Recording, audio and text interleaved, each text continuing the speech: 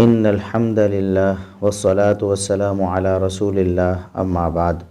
اعوذ باللہ من الشیطان الرجیم بسم اللہ الرحمن الرحیم یا ایہا الذین آمنوا ان جاءکم فاسق بنبأ فتبینوا۔ محترم ناظرین اور معزز سامعین، اسلام میڈیا کے پلیٹ فارم سے بندہ ناچیز حافظ ابو یحییٰ آپ کی خدمت میں ایک دفعہ پھر حاضر ہے۔ مولانا طارق جمیل صاحب ایک معروف عالمی مبلغ ہیں۔ وہ بعض دفعہ ایسی باتیں کرتے رہتے ہیں جن کا حقیقت سے کوئی تعلق نہیں، بعض روایات ایسی بیان کرتے ہیں جو بالکل جھوٹی اور من گھڑت ہوتی ہیں، اور بالکل واضح چیز ہوتی ہے کہ یہ روایت جھوٹی اور من گھڑت ہے، لیکن پھر بھی وہ بیان کرتے رہتے ہیں۔ سیدنا علی بن ابی طالب رضی اللہ عنہ اسلام کے چوتھے خلیفہ ہیں، نبی کریم صلی اللہ علیہ وسلم کے داماد ہیں۔ آپ کے فضائل و مناقب بڑے واضح ہیں اور کوئی بھی مسلمان ان کا انکار نہیں کر سکتا۔ جو سیدنا علی رضی اللہ عنہ کے ثابت شدہ فضائل و مناقب کا انکار کرے وہ مسلمان نہیں ہو سکتا۔ لیکن جس طرح سیدنا علی رضی اللہ عنہ نے خود بھی یہ ارشاد فرمایا ہے کہ میری وجہ سے دو گروہ جہنم میں چلے جائیں گے، ایک وہ جو میرے سے بغض رکھے گا اور دوسرا وہ جو میری شان میں غلو کرے گا۔ تو سیدنا علی رضی اللہ عنہ کی شان مسلم ہے، لیکن اس کی آڑ میں سیدنا ابوبکر صدیق رضی اللہ عنہ جو اسلام کے پہلے خلیفہ ہیں اور افضل الناس بعد الانبیاء، انبیاء کے بعد سب سے افضل اور اعلیٰ ترین ہستی ہیں اس امت کی، اس کائنات کی، جناب ابوبکر صدیق رضی اللہ عنہ۔ تو بعض لوگ جن میں مولانا طارق جمیل صاحب بھی ہیں، وہ سیدنا علی رضی اللہ عنہ کی فضیلت یا ان کی محبت کی آڑ میں سیدنا ابوبکر صدیق رضی اللہ عنہ کی شان اور مقام کو کم کرنے کی کوشش کرتے ہیں۔ پچھلے دنوں میں نے ان کا ایک کلپ سنا جس میں وہ ایک جھوٹی روایت پیش کر کے سیدنا علی رضی اللہ عنہ کے علم کو سیدنا ابوبکر صدیق رضی اللہ عنہ کے علم سے زیادہ باور کروانے کی کوشش کر رہے تھے۔ حالانکہ سیدنا ابوبکر صدیق رضی اللہ عنہ ان کی فضیلت اور ان کی منقبت انبیاء کے بعد سب سے زیادہ ہے، سب صحابہ سے اور یقیناً اہل بیت سے بھی، سیدنا علی رضی اللہ عنہ سے بھی سیدنا ابوبکر صدیق رضی اللہ عنہ کی شان اور ان کا مقام اعلیٰ ہے،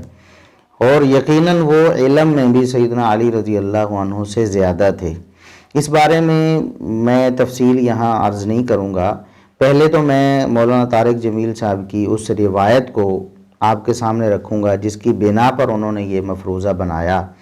کہ سیدنا علی رضی اللہ عنہ سب صحابہ کرام سے بڑے عالم تھے،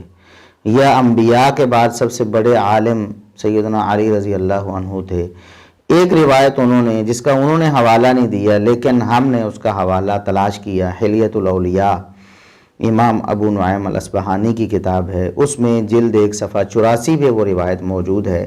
جس میں یہ الفاظ ہیں کہ یتفجر العلم من جوانبہ وتنطق الحکمت من نواحیہ۔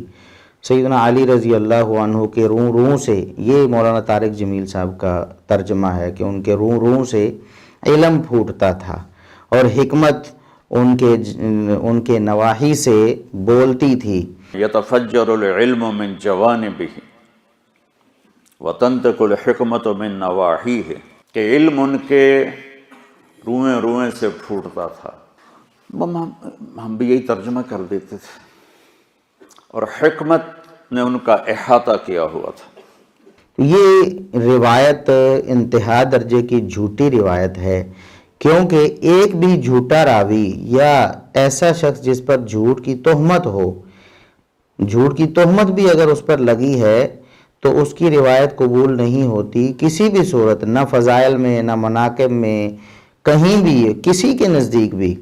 قبول نہیں ہوتی۔ اس روایت میں کم از کم 3-4 راوی ایسے ہیں۔ پہلا نمبر 1 محمد بن زکریا الغلابی راوی ہے جو کذاب اور وضاع ہے، جھوٹا اور حدیثیں گھڑنے والا، نبی کریم صلی اللہ علیہ وسلم پر جھوٹ باندھ کر امت کو گمراہ کرنے والا، کذاب اور وضاع محمد بن زکریا الغلابی۔ نمبر 2 عباس بن بکار راوی، اسی روایت کی سند میں آپ اپنی سکرین پر دیکھ سکتے ہیں کہ عباس بن بکار راوی موجود ہے، یہ بھی کذاب اور وضاح ہے، جھوٹ بولتا تھا، اور صرف عام جھوٹ نہیں، محمد الرسول اللہ صلی اللہ علیہ وسلم پر جھوٹ باندھتا تھا اور اپنی طرف سے حدیثیں گھڑ کر آپ صلی اللہ علیہ وسلم کی طرف منسوب کرتا تھا۔ تیسرا راوی اس میں عبد الواحد بن ابی عمر الاسدی، یہ مجہول ہے، یعنی اس کا پتہ ہی نہیں، نہ اس کے سچائی کے بارے میں نہ اس کے حفظ کے بارے میں کچھ پتہ نہیں ہے۔ اور نمبر 4 محمد بن صائب الکلبی، یہ بھی کذاب راوی، جھوٹا راوی ہے، 3 راوی جھوٹے اور 1 مجہول، اور 5واں راوی دیکھیں اس میں ابو صالح بازان ہے اور وہ ضعیف راوی ہے۔ یعنی ایک ہی روایت میں اگر ایک راوی مجہول ہوتا یا ایک بھی ضعیف ہوتا یا ایک بھی متہم بالکذب ہوتا جس پر جھوٹ بولنے کا الزام ہے، تب بھی اس کی روایت قبول نہیں ہونی تھی۔ تو اس میں تو محمد بن زکریا الغلابی کذاب ہے، عباس بن بکار کذاب وضاح ہے، اور محمد بن صائب الکلبی کذاب ہے، 3 جھوٹے راوی ہیں، پیٹنٹ جھوٹے، جن کے بارے میں محدثین نے واضح اور دو ٹوک انداز میں بتایا ہے کہ ان جھوٹوں سے بچ جاؤ، ان کی روایتیں کبھی بھی قبول نہ کرنا، محمد الرسول اللہ صلی اللہ علیہ وسلم یا صحابہ کرام کی طرف منسوب نہ کرنا ان روایتوں کو۔ 3 جھوٹے راوی ہیں اور 1 مجہول ہے عبد الواحد بن ابی عمر الاسدی، اور 1 جو ضعیف راوی ہے ابو صالح بازان۔ تو ایسی روایات امت میں پھیلانا یہ کون سی دین کی خدمت ہے؟ ہم مولانا طارق جمیل صاحب سے دست بستہ عرض کرتے ہیں کہ وہ ایسی جھوٹی روایتوں سے اپنی جان چھڑا لے۔ یہ جھوٹی روایتیں یہ دین اسلام کے لیے فائدہ مند نہیں ہیں، یہ نقصان ہی نقصان ہے، اس سے شر ہی شر پھیلے گا، اس سے دین کی کوئی خدمت نہیں ہوگی۔ اس لیے ان جھوٹی روایتوں سے آپ توبہ کر لیجئے، انہیں بیان نہ کیجئے۔ اور ایک اور بات، انہوں نے ایک مسروق تابعی ہیں جو کبار صحابہ کرام میں سے سیدنا عمر رضی اللہ عنہ اور اس طرح سیدنا علی رضی اللہ عنہ وغیرہ کے شاگرد ہیں، ان کا ایک قول بھی پیش کیا ہے، الطبقات الکبریٰ وغیرہ میں اور طبرانی وغیرہ میں ان کا قول موجود ہے، اور وہ ثابت قول ہے ان کا۔ اس سے بھی انہوں نے کوشش کی ہے کہ سیدنا علی رضی اللہ عنہ کے علم کو سب سے برتر اور فائق ثابت کیا جا سکے، حتیٰ کہ سیدنا ابو بکر و عمر رضی اللہ عنہما سے، حالانکہ یہ بالکل غلط ہے۔ ان کا قول کیا ہے ہم آپ کو پڑھ کے سناتے ہیں، الطبقات الکبریٰ کے الفاظ ہیں، وہ کہتے ہیں کہ شاممت اصحاب رسول اللہ صلی اللہ علیہ وسلم، میں نبی کریم صلی اللہ علیہ وسلم کے صحابہ کرام کے پاس بیٹھا، میں نے ان کے ساتھ بیٹھ کر حصول علم کیا، یعنی فیض حاصل کیا، فوجدت علمہم انتہا الی 6، میں نے دیکھا کہ ان صحابہ کرام کا علم 6 صحابہ کرام میں موجود ہے۔ ان میں انہوں نے عمر رضی اللہ عنہ کا نام لیا، علی رضی اللہ عنہ کا نام لیا، عبداللہ بن مسعود رضی اللہ عنہ کا نام لیا، معاذ بن جبل رضی اللہ عنہ کا، سیدنا ابو الدرداء رضی اللہ عنہ کا، سیدنا زید بن ثابت رضی اللہ عنہ کا نام لیا، کہ یہ 6 صحابہ کرام ہیں جن میں سب صحابہ کرام کا علم موجود ہے۔ تو پھر وہ کہتے ہیں فشاممت ہؤلاء الستۃ فوجدت علمہم انتہا الی علی وعبد اللہ، میں نے ان سب سے علم حاصل کیا، ان 6 سے بھی، تو ان 6 کا علم مجھے علی رضی اللہ عنہ اور عبداللہ بن مسعود رضی اللہ عنہ میں سمٹا ہوا معلوم ہوا، کہ ان 6 کا علم بھی ان 2 میں سمٹا ہوا ہے، سیدنا علی رضی اللہ عنہ اور سیدنا عبداللہ بن مسعود رضی اللہ عنہ، 2 صحابہ ہیں جن میں سب صحابہ کرام کا علم سمٹا ہوا ہے۔ اس سے انہوں نے استدلال کرنے کی کوشش کی کہ علی رضی اللہ عنہ اور عبداللہ بن مسعود رضی اللہ عنہ، یہ 2 ان میں سب علم سمٹا ہوا ہے، اور پھر اگر ان کا تقابل کیا جائے تو یقیناً علی رضی اللہ عنہ کا علم فائق ہوگا۔ مسروق ابن اجدع فرماتے ہیں کہ میں نے کتنے صحابہ کی صحبت اٹھائی اور پھر میں نے کیلکولیٹ کیا کہ 6 آدمیوں میں تمام صحابہ کا علم موجود ہے، ابی بن کعب، معاذ بن جبل، زید بن ثابت، عمر بن خطاب، عبداللہ بن مسعود، علی بن ابی طالب، مہاجرین میں سے۔ پھر فرمایا کہ میں نے جب ان 6 کو اکٹھا کیا تو مجھے 2 میں نظر آیا، سارے صحابہ کا علم عبداللہ بن مسعود، علی بن ابی طالب۔ اگلی بات میں کرتا ہوں، اپنے جو تھوڑا بہت میں نے پڑھا ہے سیرت، کہ ان دونوں میں اگر وزن ڈالا جائے تو علی بن ابی طالب اعلم الناس ہیں بعد الانبیاء، صحابہ میں سب سے زیادہ علم والے۔ اس میں کوئی شبہ نہیں کہ عبداللہ بن مسعود رضی اللہ عنہ سے علی رضی اللہ عنہ فائق ہیں مقام و مرتبہ میں، لیکن یہاں جو بات ان سے چھوٹ گئی یا جس بات کو انہوں نے محسوس نہیں کیا یا اس کو انہوں نے اگنور کر دیا، وہ یہ تھی کہ مسروق تابعی رحمہ اللہ تعالیٰ کا سیدنا ابوبکر صدیق رضی اللہ عنہ سے علم حاصل کرنا یہ ثابت نہیں ہے، یعنی انہیں موقع نہیں مل سکا کہ وہ سیدنا ابوبکر صدیق رضی اللہ عنہ سے علم حاصل کرتے۔ اگر وہ سیدنا ابوبکر صدیق رضی اللہ عنہ سے علم حاصل کرتے تو پھر وہ ضرور کہتے کہ میں نے جو علم دیکھا ہے صحابہ کرام کا، اس میں سب سے فائق سیدنا ابوبکر صدیق رضی اللہ عنہ ہیں۔ دوسری بات یہ ہے کہ خود مولانا طارق جمیل صاحب یہ بات مانتے ہیں، تسلیم کرتے ہیں کہ نبی کریم صلی اللہ علیہ وسلم کے مزاج کو سب سے بڑھ کر سمجھنے والے ابوبکر صدیق رضی اللہ عنہ ہیں۔ ابوبکر صدیق عالم بمزاج النبی تھے، نبی کے مزاج کو سمجھنے والے ابوبکر سے بڑھ کر کوئی نہیں تھے۔ تو مولانا ہم آپ سے یہ عرض کرتے ہیں کہ نبی کریم صلی اللہ علیہ وسلم ہی تو ہمارے لیے شریعت لے کے آئے ہیں،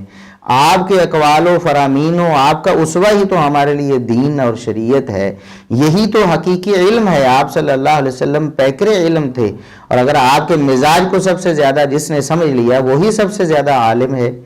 یہ تو بات خود بھی آپ مان چکے ہیں، لیکن پھر بھی آپ یہ کہنے کی کوشش کرتے ہیں یا باور کروانے کی کوشش کرتے ہیں کہ سیدنا علی رضی اللہ عنہ سب سے بڑے عالم ہیں۔ یہ آپ کی غلط فہمی ہے۔ میں آپ کو بتاتا ہوں کہ سیدنا ابو بکر اور سیدنا عمر رضی اللہ عنہما، ان دونوں کا علم نبی کریم صلی اللہ علیہ وسلم کے بعد سب سے زیادہ تھا، ان دونوں کا علم سب سے فائق تھا، سیدنا علی رضی اللہ عنہ سے بھی فائق تھا، اور یہ سیدنا علی رضی اللہ عنہ کی شان میں کسی کمی کا سبب نہیں بنتا، کیونکہ فضیلت اپنی اپنی، مقام اپنا اپنا، ان کا مقام اور نمبر چوتھا ہے، تو اس کا مطلب یہ نہیں کہ ان کی فضیلت اس سے کم ہو گئی ہے۔ ابو بکر و عمر رضی اللہ عنہما علم میں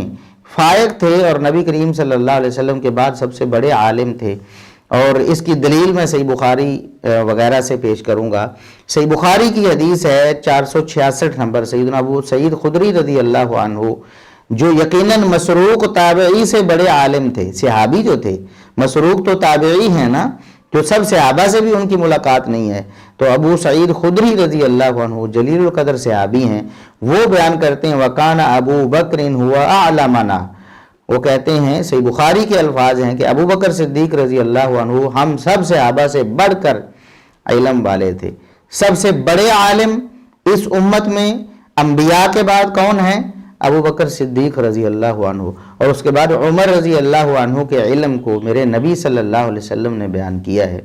اگر یہ بات سیدنا علی رضی اللہ عنہ کے بارے میں ہوتی تو مولانا طارق جمیل صاحب بیان کر کر کے تھک جاتے، لیکن اس موقع پر جب علم کے بارے میں تقابل ہو رہا ہے تو اتنی اہم روایت ان سے کیسے چھوٹ گئی؟ صحیح بخاری میں 82 نمبر پہ امام بخاری رحمۃ اللہ علیہ نے باب فضل العلم میں ہے حدیث بیان کی ہے علم کی فضیلت کے بارے میں، اور حدیث کیا ہے؟ سیدنا عبداللہ بن عمر رضی اللہ عنہما بیان کرتے ہیں سمعت رسول اللہ صلی اللہ علیہ وسلم، میں نے نبی کریم صلی اللہ علیہ وسلم کو سنا اپنے کانوں سے، آپ فرما رہے تھے بین انا نائم اتیت بقدح لبن، میں سویا ہوا تھا، انبیاء سوتے ہوئے جو دیکھتے ہیں وہ اللہ کی وحی ہوتی ہے، انبیاء کے خواب اللہ کی وحی ہوتے ہیں، تو میں سویا ہوا تھا، میرے پاس ایک دودھ کا پیالہ لایا گیا، فشربت، میں نے اسے پیا، یعنی دودھ پیا اس میں سے، حتی انی لأری الرئی یخرج فی اظفاری، یہاں تک کہ میں نے دیکھا کہ یہ جو سیرابی ہے نا، دودھ پینے کی وجہ سے میں سیر ہو گیا، ہو سکتا ہے کہ میرے پوروں سے یہ دودھ نکلنا شروع کر دے، میرے ناخنوں سے دودھ نکلنا شروع کر دے، اتنا زیادہ میں نے پی لیا دودھ، سیر ہو کر پیا، جتنی گنجائش تھی اس سے بھی بڑھ کر پیا۔ ثم اعطیت فضلی عمر بن الخطاب، پھر جو بچا ہوا تھا نا دودھ وہ میں نے عمر بن الخطاب کو دے دیا۔ قال فما اولتہ یا رسول اللہ، عبداللہ بن عمر رضی اللہ عنہما کہتے ہیں اللہ کے رسول آپ نے اس کی تعبیر کیا کی ہے؟ یہ خواب ہے نا، خواب کی ایک تعبیر ہوتی ہے، آپ کے خواب کی تعبیر کیا ہے؟ دودھ سے کیا مراد ہے؟ جو آپ نے اتنا پیا کہ آپ نے گنجائش سے بھی زیادہ پی لیا، حتیٰ کہ آپ دودھ کے پیکر بن گئے، دودھ آپ کے ناخنوں سے نکلنا ایسے لگتا تھا کہ ناخنوں سے نکلنا شروع ہو جائے گا، پھر آپ نے وہ دودھ کا پیالہ عمر بن خطاب کو دے دیا۔ اس کی تعبیر کیا ہے؟ خواب کی تعویل کیا ہے؟ تو نبی کریم صلی اللہ علیہ وسلم نے فرمایا العلم، اس کی تعبیر علم ہے۔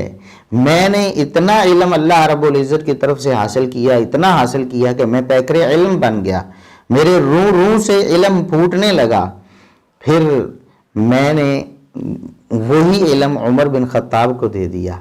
عمر بن خطاب رضی اللہ عنہ کے علم کا مقابلہ سیدنا علی رضی اللہ عنہ نہیں کر سکتے۔ ابو بکر ہوا اعلمنا، وہ صحابہ کرام میں بالاتفاق، صحابہ کرام کہتے ہیں ہم میں سب سے بڑے عالم تھے،